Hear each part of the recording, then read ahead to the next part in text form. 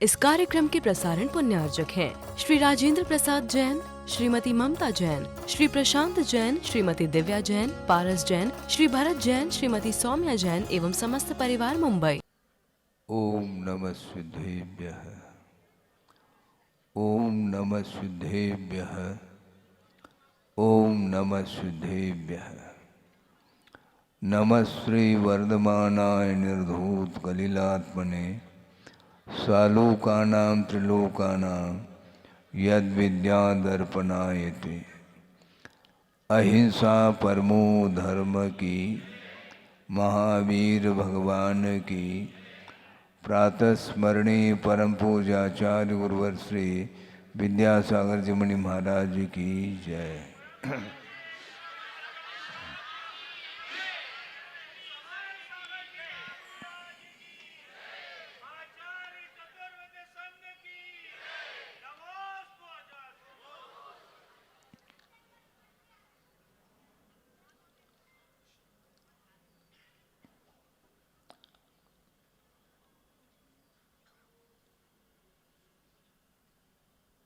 आगम में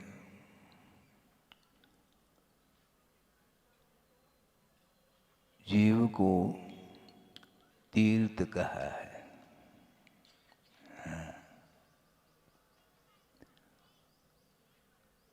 किंतु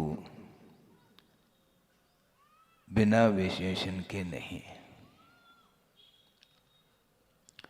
रैनते संयुक्तो जीवो हवे उत्तमम तीर्थम संसारम तरय जदो रैनते दिव्यनावाये, ऐसा कहा। रत्नत्रय से युक्त जो जीव है वह उत्तम तीर्थ माना गया है, क्योंकि संसार से वह पार लगाने वाला वह तीर्थ माना जाता है। इसलिए रत्नत्रय रूपी दिव्य नाव के माध्यम से संसार को पार किया जाता है, और जो पार कर रहा है और पार कराने में अपना योगदान देता है उसको तीर्थ की संज्ञा है। संसार में मान्यताएं विभिन्न प्रकार की हैं, ये अलग विषय है। शरीर को शुद्ध करने के लिए जल का क्या करते हैं आप लोग? स्नान करते हैं, और स्नान करने से वह शरीर शुद्ध होता है। एक व्यवहारिक भूमिका में है, उसका निषेध नहीं है। किंतु जो सप्त धातु से निर्मित जो शरीर है, वह शरीर को आप शुद्ध करना चाहते हैं, किंतु आत्म तत्व उससे शुद्ध नहीं हो सकता, और वह उत्तम तीर्थ के अंतर्गत नहीं आता। नदी है, सरोवर है आदि में आप अवगाहन लेते हैं और गर्मी को भी शांत करते हैं और शरीर को शुद्ध बनाते हैं, किंतु भीतर जो भरा हुआ है शरीर के अंदर, वह कैसा शुद्ध हो सकता है? सुगंधित वस्तु भी ये शरीर के संपर्क में आकर के वो अपने सुगंधि को खो बैठते हैं, वह मलिन हो जाते हैं। इसलिए आचार्यों ने कहा रत्नत्रय के माध्यम से ही आत्मा को शुद्ध निर्मलतम बनाया जा सकता है, बनाना चाहिए। आगम एक ऐसा साधन है जिसके माध्यम से आत्मा का बोध होता है। आत्मा दिखाई नहीं देती, शरीर ही देखने में आता है, और उसके माध्यम से अपने आप को वह मानता है मैं इस रूप में हूँ, जबकि वह उसका कोई भी रूप नहीं है, कलरलेस, उसका कोई वर्ण नहीं है। स्पर्श रस गंध वर्ण से वह रहित है, वह शुद्ध परमात्म तत्व, किंतु शरीर के आश्रित वह आत्मा रह रही है, इसलिए वह नेत्रेंद्रिय का विषय बन रहा है। शरीर उसका वर्ण गौर वर्ण हो सकता है, अनेक प्रकार के वर्ण को लेकर के होते हैं, और उसमें शरीर में रुक्षता भी आ सकती है। कैसे? ठंड के दिनों में शरीर में रुक्षता आती है, इसलिए उसको स्नेहिल बनाने के लिए अनेक प्रकार के स्निग्धता को लिए हुए वस्तुओं का आप लेप करते हैं, लेप चढ़ा दो आप। इसके बाद भी वह शीत के कारण वह शरीर रुक्ष होता चला जाता है। शरीर कितने प्रकार के होते हैं? 3 प्रकार के शरीर बोला है कि कर्म की अपेक्षा से ज्ञानावरणादि ये द्रव्य कर्म है, राग द्वेषादि की ये भाव कर्म है, और ये शरीर है ये नो कर्म माना जाता है। कर्म का जब उदय आता है तो कोई औदारिक शरीर को धारण करता है, कोई वैकृत शरीर को धारण करता है, और एक आहारक शरीर भी होता है। और तेजस और कार्बन शरीर तो प्रत्येक संसारी प्राणी के लिए लगे हुए हैं। इनका संबंध अनादिकालीन संबंध है, और इसका विच्छेद जब तक नहीं होगा तब तक नवीन शरीर इस जीव के लिए प्राप्त होता चला जाता है। और शरीर मिल जाता है तो ऐसी स्थिति में इंद्रियां भी उसमें पाई जाती हैं, और उन इंद्रियों के माध्यम से विषयों का ग्रहण होता है, और विषयों का ग्रहण होते ही राग द्वेषादि भाव पुनः उत्पन्न होते हैं। इसलिए राग द्वेषादि को समाप्त करने के लिए शरीर के प्रति जो ममत्व भाव है, राग भाव है, उसको समाप्त करना चाहिए। और शरीर के संपोषण के लिए ही जिन जिन वस्तुओं के माध्यम से शरीर का पोषण होता है, उन वस्तुओं के प्रति वह राग भाव रखता है। शरीर के प्रति जिसका किंचित मात्र भी राग नहीं है, तो वह अन्य पदार्थों से राग कैसा क्यों करेगा? वो नहीं कर सकता।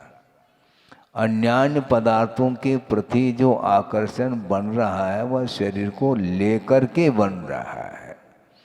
इसलिए बार बार शरीर प्राप्त करना और शरीर पुनः छूटता है। कब तक वह वृक्ष हरा भरा रहेगा? आपने ही वृक्ष को लगाया है, वह वृक्ष बीज बोया है तो अंकुरित हो करके धीरे धीरे वह पौधा का रूप ले लेता है, फिर बाद में विशाल वृक्ष बन जाता है।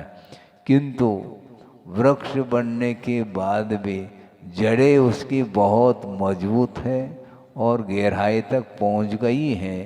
इसके बाद भी वह वृक्ष कालांतर में जाकर के धराशायी होगा। हाँ, पक्की बात है। इसी को बोलते हैं परिणमन। तो भले ही वह सागरोपम आयु तक रहे देव, किंतु अकाल मरण वहाँ पर नहीं माना है।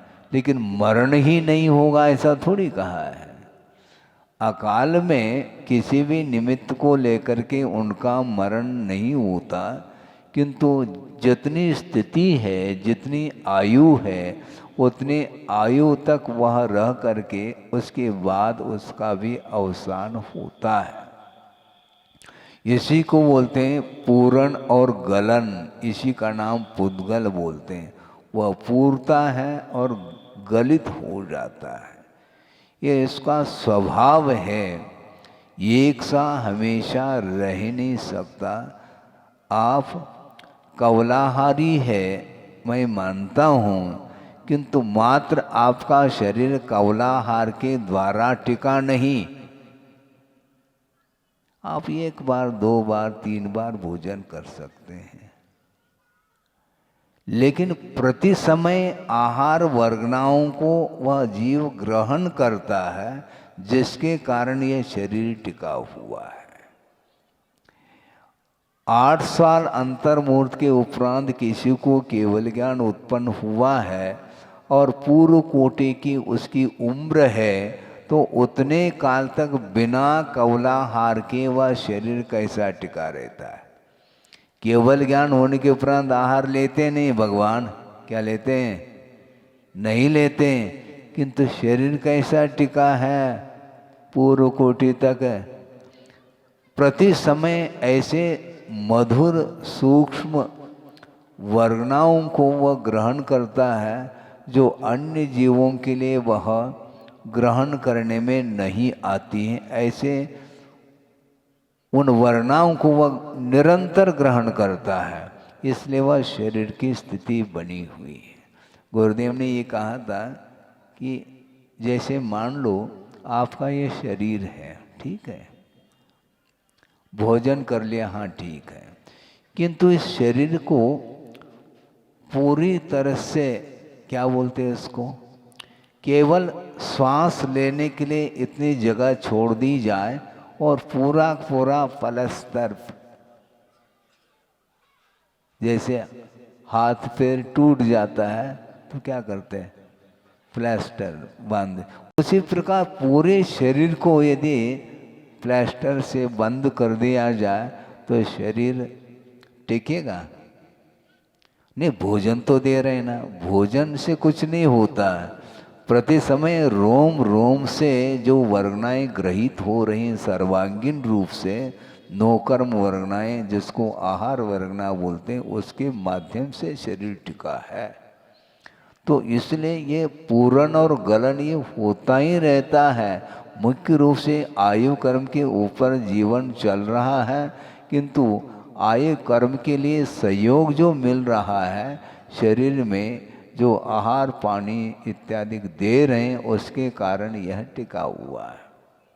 तो इसीलिए अकाल मरण से जीव को बचाया जा सकता है, किंतु मरण से किसी को भी बचाया नहीं जा सकता।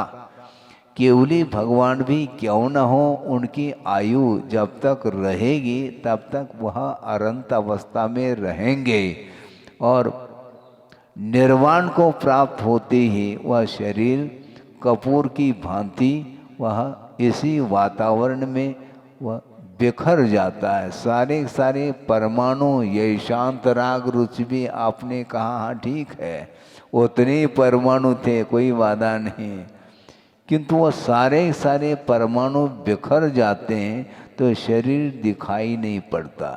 तो इसलिए ये सूक्ष्म परमाणुओं का जो पिंड है उसका नाम शरीर है, और इस शरीर आश्रित जीव का जीवन चल रहा है।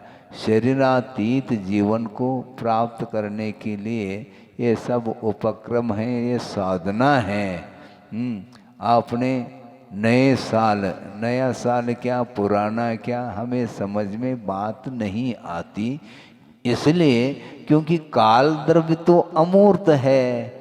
नया पुराना क्या है हमें बताओ।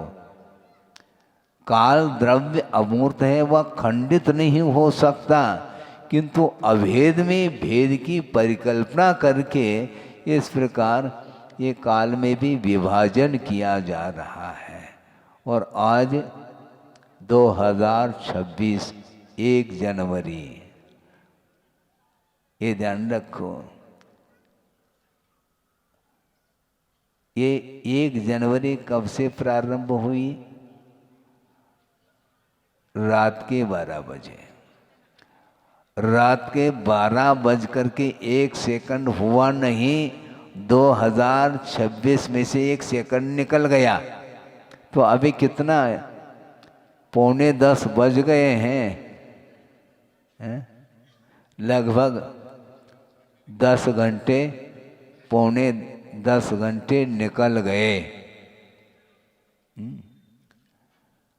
वो गए, कट गए। हाँ बिल्कुल कट गए, वो आपके बीच में नहीं आएंगे। वो आप तो अभी भी बैठे हो। इसी प्रकार एक एक सेकंड, बल्कि सेकंड में असंख्यात समय गुजर जाते हैं। इतना सूक्ष्म परिणमन है, वह रुकेगा नहीं। 2025 चला गया, अब वो नहीं आने वाला 25। अवसर्पिणी चल रही है, पंचम काल का अंत आएगा, उसके बाद छठा काल प्रारंभ होगा। छठा काल भी 21,000 का वर्ष का है। उसके बाद पुनः दोबारा वो सर्पिणी संबंधी छठा काल प्रारंभ होगा। उसके बाद फिर पंचम काल प्रारंभ होगा। उसके बाद चतुर्थ काल आएगा। उस समय तीर्थंकरों का उद्भव होगा। उस समय पुनः वह धर्म की परंपरा प्रारंभ होगी। इस प्रकार फिर चतुर्थ काल व्यतीत होने के बाद पुनः तृतीय काल आएगा, द्वितीय काल और प्रथम काल, ये भूभूमि मानी जाती है। इस प्रकार भरत और ऐरावत क्षेत्र में काल संबंधी या परिवर्तन देखने में आता है। किंतु अन्य जो भूमि हैं, जैसे विदेह क्षेत्र है, वहाँ पर हमेशा चतुर्थ काल जैसा ही वातावरण रहता है।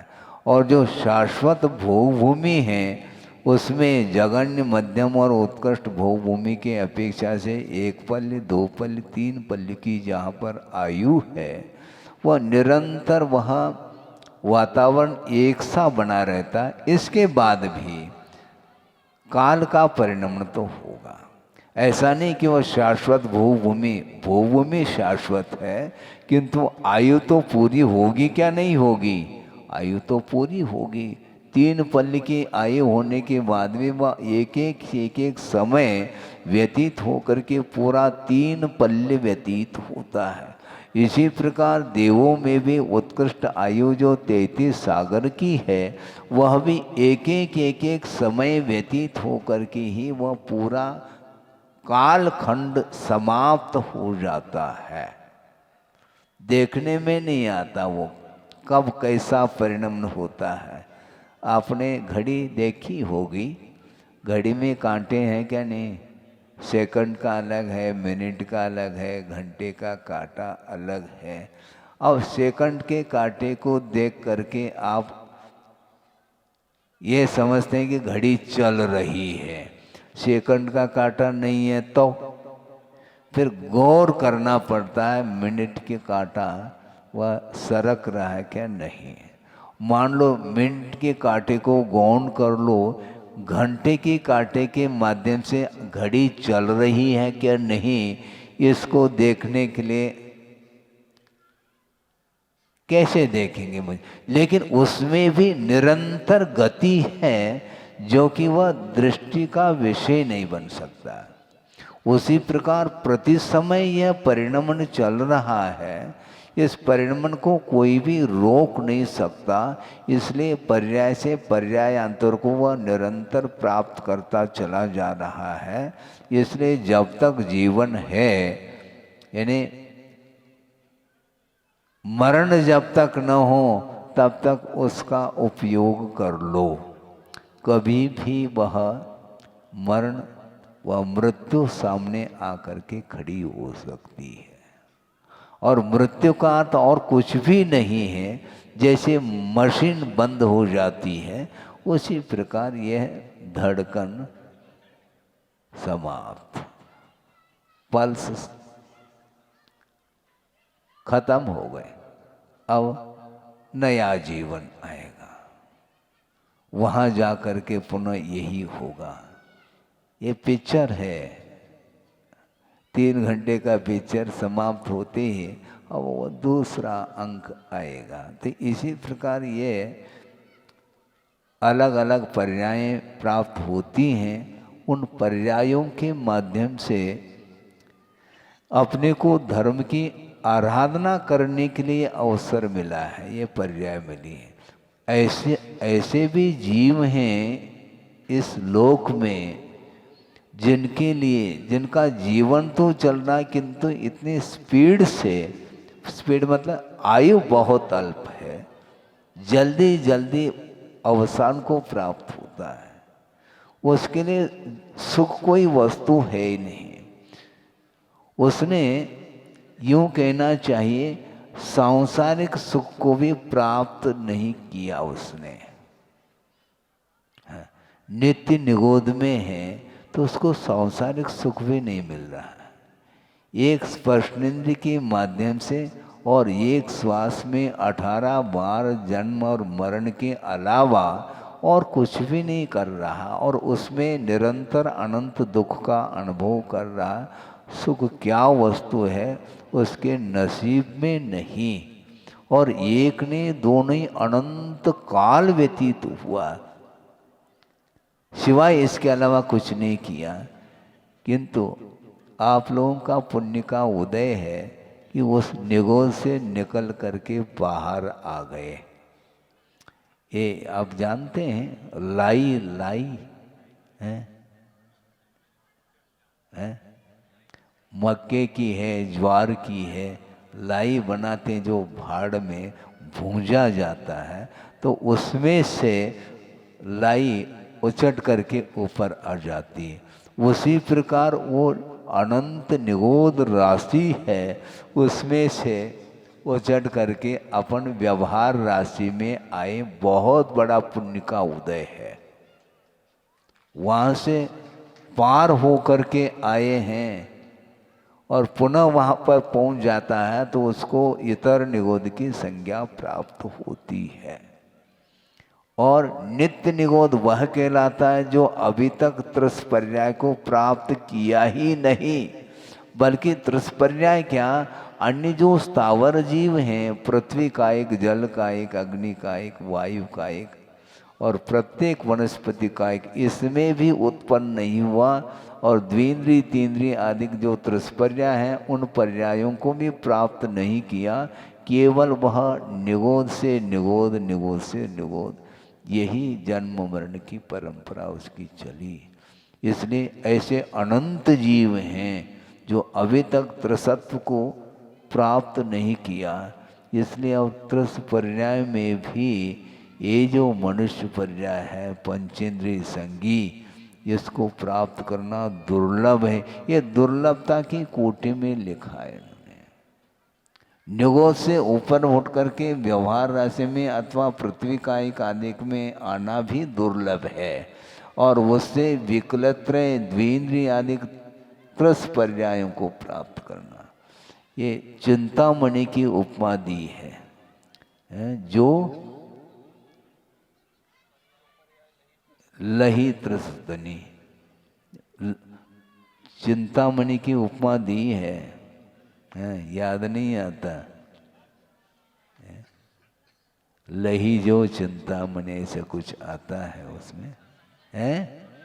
हाँ, ये आ गए देखो, दुर्लभ। ये पंक्ति भी दुर्लभ हो रही थी, हमें याद नहीं आ रहा था। दुर्लभ लही जो चिंतामणि, त्यों पर्याय लही त्रस्तनी। तो त्रिस पर्याय को प्राप्त करना बहुत कठिन है। चिंतामणि की उपमा दी है, और उस चिंतामणि को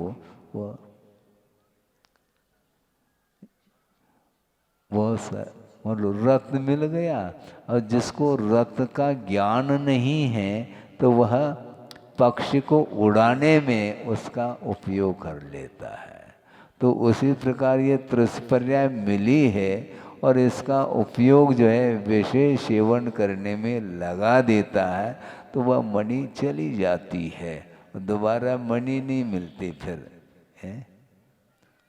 मणि पैसा नहीं, मनी अर्थात पैसा इंग्लिश में, और इधर मणि अर्थात मणि रत्न माना जाता है, वह बहुमूल्य वस्तु मानी जाती है।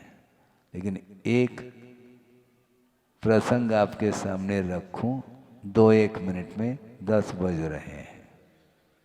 हाँ, क्योंकि समय भी उसका भी बहुत मूल्य है। बहुत समय व्यतीत हुआ, एक पत्रिका में एक प्रसंग पढ़ा था हमने, जिन्होंने लेख लिखा था उसमें ये बात उन्होंने लिखी कि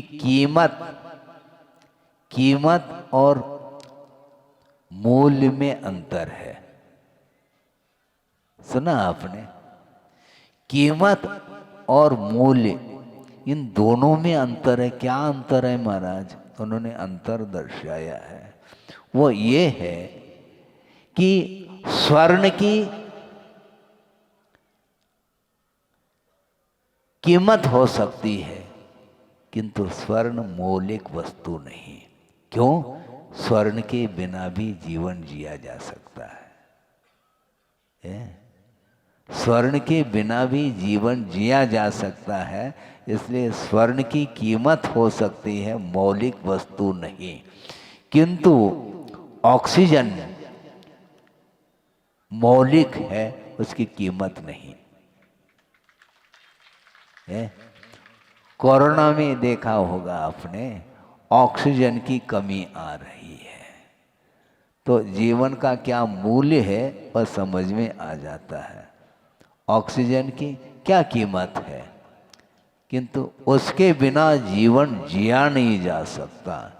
चाहे वह एकेंद्रीय हो, चाहे वह पंचेंद्रीय हो, ये बिना श्वास के दम घुट जाएगा, ये ध्यान रखो। तो इसको बोलते हैं कीमत और मूल्य में अंतर है। उसी प्रकार यहाँ पर जो समय मिला है, काल, ये बहुमूल्य वस्तु है समझदारों के लिए। नहीं है तो वो बहुमूल्य जीवन को भी वह विषयों में व्यतीत कर देता है।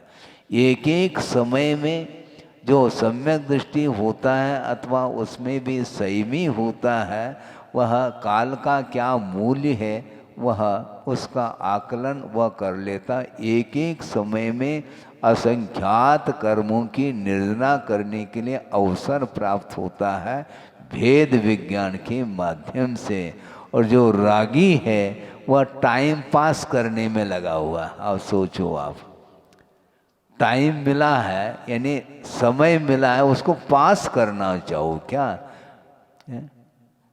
और विकताओं में लग जाता है घंटों। वह सांसारिक जो विकताएं हैं उसमें लग जाता है। और टाइम पास, टाइम मिला था धर्म ध्यान करने के लिए, वो टाइम पास करता है, इसलिए वो पास नहीं होता, फेल होता है। टाइम पास करने वाला कभी भी पास नहीं हो सकता, क्योंकि टाइम को पास किया है उसने, व्यर्थ ही गमा दिया उस जीवन को। इसलिए ये जीवन जो मिला है बहुत बहुमूल्य है। इसका उपयोग प्रभु की आराधना करने में लगाओ। पंच परमेष्ठि की आराधना में जो अपने जीवन को व्यतीत कर रहा है, प्रत्येक समय प्रभु को याद कर रहा है, तो निश्चित रूप से उसको प्रभु बनने में अब देर नहीं लग सकती है। हाँ, केवल ताली नहीं बजाओ, प्रभु बनने के लिए साधना करो। ताली तो 2 मिनट के लिए बज जाती है, ताली बजती है, लेकिन उसके अनुरूप जीवन को ढालना। जीवन ढल रहा है, किंतु धर्म में जीवन को ढालो, धर्ममय बनाओ उसको। नहीं है तो वह समय तो निकलता चला जाएगा। और गोटे गांव में आकर के कितने दिन हो गए हैं? 13-14 दिन तो, हाँ 14 हो गए कह रहे दिन। सुनो, यही तो है, नया पुराना नहीं, काल अमूर्त है। हाँ, काल दिखाई नहीं देता। हाँ, है 25 में आए थे, 26 में जाएंगे, 1 साल पूरा हो गया। अब देखो, जिसने मान लो 2025 31 दिसंबर 2025 को जिसने उपवास किया वह 26 में पारना करेगा। तो 1 साल उपवास कर लिया क्या है?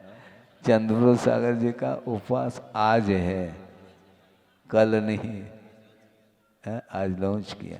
तो इस प्रकार आप गुना भाग करोगे तो 1 वर्ष उपवासी माने जाएंगे, ऐसा नहीं है, मुश्किल हो जाएगा आपको है? तो इसलिए एक पक्ष होने को है, 14 दिन हो गए हैं। एक सज्जन ने ये भी निवेदन किया कि महाराज हमने सुना है कि आप बगासपुर जा रहे हैं और वहाँ पर भी अभिषेक का कार्यक्रम है, तो बाद में लौटना ऐसा कहा था। 2025 नहीं लौटता, ध्यान रखो। हमारा भरोसा मत करो। लौटना क्या है? आना जाना लगा हुआ है, रुक नहीं सकता संसार। आना और जाना, आना इन्हें जन्म, जाना इन्हें मरण है, लगा हुआ है। इस प्रकार ये परिणमन है। इसलिए जो कुछ भी आपके लिए पुण्य के उदय में जो पर्याय मिली और समय मिला है, उसका सदुपयोग करते हुए विषयों से अपने आप को ऊपर उठाना है। बहुत कठिन हो रहा है, प्रतिदिन प्रसंगांतर से वही विषय देने में आता है। केंद्र में मोहनी कर्म ये समस्त कर्मों में राजा माना जाता है। मोह को जिसने पछाड़ दिया, सारे सारे कर्म समाप्त हो जाएंगे। केवल ज्ञान प्राप्त तभी होगा जब मोहनी कर्म का अभाव होता है। मोह क्षयात ज्ञान दर्शनावरणांतराय क्षयाच केवलम कहा है। केवल ज्ञान जो प्रकट होता है वो मोहनी कर्म के क्षय के बाद एक साथ ज्ञानावरणीय, दर्शनावरणीय और अंतराय का क्षय करता है। इन तीनों घातिया कर्मों के क्षय करने के पूर्व में मोहनी कर्म का सर्वप्रथम क्षय किया जाता है। उसके बिना कोई भी उपाय नहीं केवल ज्ञान को प्रकट करने के लिए। और मोहनी कर्म का क्षय 10वें गुणस्थान में द्वितीय शुक्ल ध्यान के माध्यम से मोहनी कर्म का क्षय कर लेता है और फिर सीधा 12वें गुणस्थान में पहुंच करके अंतर मुहूर्त में शेष 3 घातिया कर्म का क्षय करके केवल ज्ञान को प्रकट कर लेता है। 8 साल अंतर मुहूर्त के उपरांत केवल ज्ञान को प्राप्त करने की योग्यता इसके अंदर आती है। रत्नत्रय को धारण करके केवल अंतर मुहूर्त ही साधना, उसके बाद सीधा केवल ज्ञान। ऐसी कौन सी साधना करते होंगे महाराज, वही महाराज जाने। हाँ, वो हमें ज्ञान हो जाए तो हमें क्या केवल ज्ञान हो जाएगा, फिर देर थोड़ी लगेगी। बहुत कठिन है वो परिणाम किस रूप में उनका होता होगा कुछ नहीं कहा जा सकता। भयंकर उपसर्ग में भी अंतर मुहूर्त में वह टिक जाता है उनका उपयोग। यह शरीर और आत्मा का कोई भी संबंध जो है वह भिन्न है। स्वरूप की अपेक्षा से इन दोनों में जमीन आसमान का अंतर है। शरीर का स्वरूप भिन्न है और आत्म तत्व का स्वभाव या स्वरूप भिन्न है। इस प्रकार जो अकाट्य श्रद्धान होने के साथ साथ उस रूप वह परिणमन कर लेता है। उपसर्ग होने के बाद भी एक क्षण के लिए भी उनके अंदर कोई विकल्प नहीं होता।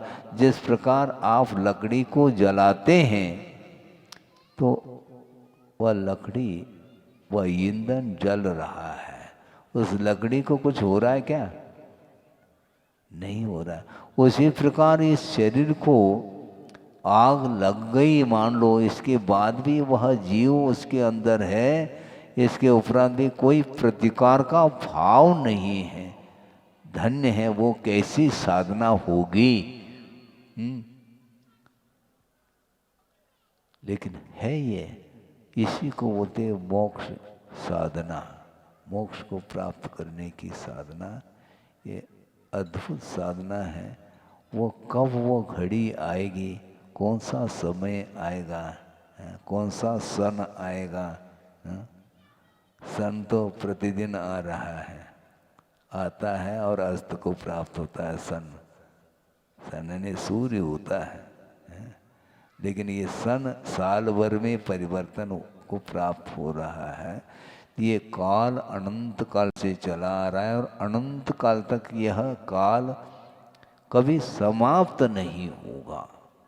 प्रत्येक द्रव्य में जो भी परिणमन हो रहा है वह परिणमन करने की योग्यता द्रव्य के अंदर है, किंतु परिणमन कराने में निमित्त के रूप में काल द्रव्य का योगदान है।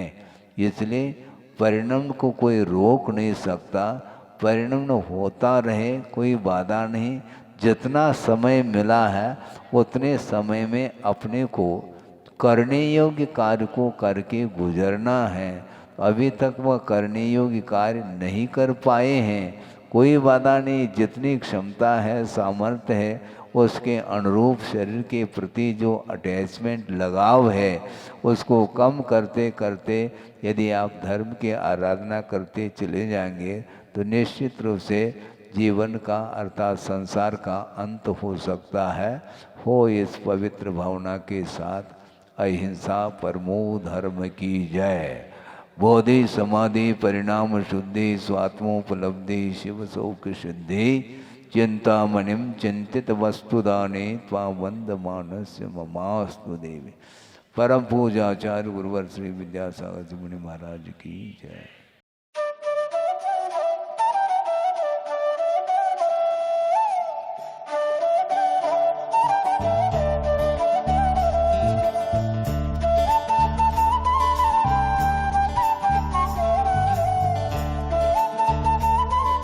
इस कार्यक्रम के प्रसारण पुण्यार्जक हैं श्री राजेंद्र प्रसाद जैन, श्रीमती ममता जैन, श्री प्रशांत जैन, श्रीमती दिव्या जैन, पारस जैन, श्री भरत जैन, श्रीमती सौम्या जैन एवं समस्त परिवार मुंबई।